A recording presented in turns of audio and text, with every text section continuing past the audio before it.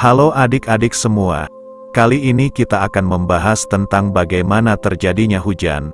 Mungkin, yang kita tahu, bahwasanya air hujan hanya jatuh dari awan saja. Namun untuk prosesnya kita harus menggali lebih dalam lagi. Sekarang, mari kita bedah bagaimana hujan bisa terjadi. Namun sebelum itu, buat adik-adik yang belum subscribe channel ini, mari kita kembangkan channel ini dengan menekan tombol subscribe-nya. Nah, kita buka pembahasan ini dengan, apa sih hujan itu sebenarnya, dan mengapa bisa terjadi? Hujan merupakan sebuah proses penguapan yang terjadi di permukaan bumi dari wilayah perairan, tumbuhan, atau daratan. Proses terjadinya hujan berhubungan dengan siklus air atau siklus hidrologi. Siklus tersebut akan menyebabkan air turun dari atmosfer ke permukaan bumi. Ketika butiran air atau kristal es tersebut sudah memiliki ukuran besar, maka butiran tersebut akan jatuh ke permukaan bumi. Proses jatuhnya butiran atau kristal es ke bumi disebut sebagai presipitasi. Secara sederhana, proses terjadinya hujan bisa dibagi menjadi 3 tahapan, yaitu evaporasi, kondensasi, dan presipitasi. Berikut ini penjelasannya. 1. Evaporasi. Proses ini merupakan penguapan air yang ada di permukaan bumi baik daratan atau perairan. Penguapan tersebut terjadi disebabkan oleh adanya suhu panas dari bumi. Uap air selanjutnya akan menggumpul menjadi awan. Ketika suhu semakin panas, maka semakin banyak air yang menguap. 2. Kondensasi. Urutan proses terjadinya hujan yang kedua yaitu kondensasi. Proses ini terjadi ketika evaporasi naik ke atmosfer kemudian mengembun. Proses ini menyebabkan terbentuk partikel es. Setelah itu partikel-partikel tersebut akan mendekat dan membentuk awan. 3. Presipitasi. Proses terakhir yaitu mencairnya butiran es di awan kemudian turun ke bumi.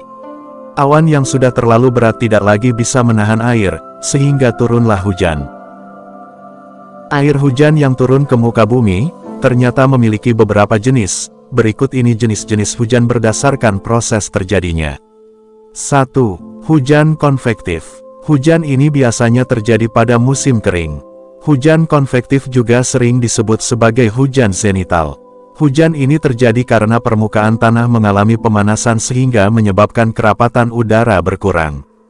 Akibatnya udara basah naik dan mengalami pendinginan, kondensasi, dan akhirnya turunlah hujan. 2.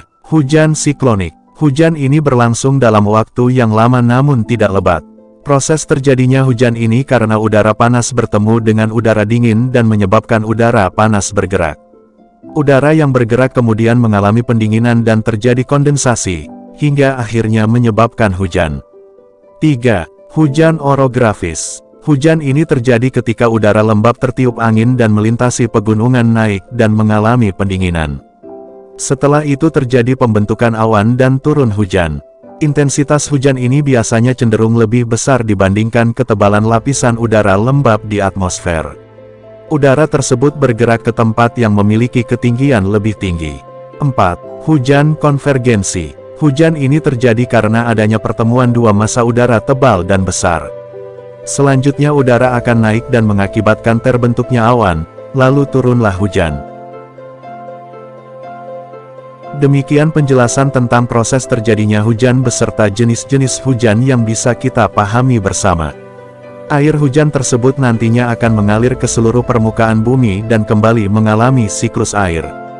Semoga adik-adik bisa memahami dan mengerti tentang apa itu hujan.